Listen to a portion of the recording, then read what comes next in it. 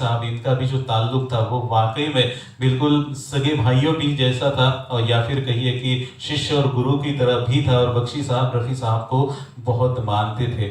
रफ़ी साहब ने 36 वर्षों के करियर में उस दौर के तकरीबन हर एक गीतकार के साथ काम किया है। उस दौर के हर एक गीतकार के गीत अपनी आवाज़ के साथ बेमिसाल अंदाज में उन्होंने गाए हैं।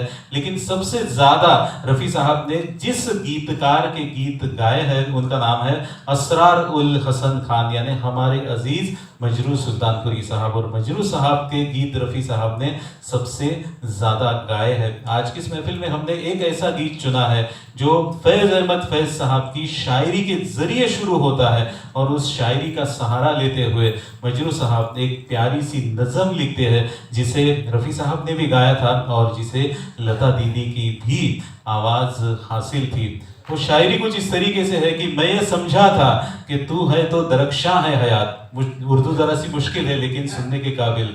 मैं ये समझा था कि तू है तो दरख्शां है हयात, तेरा गम है तो गमे दहर का झगड़ा क्या है। मैं ये समझा था कि तू है तो दरख्शां है हयात, मैं तेरा गम है तो गमे दहर का झगड़ा क्या है।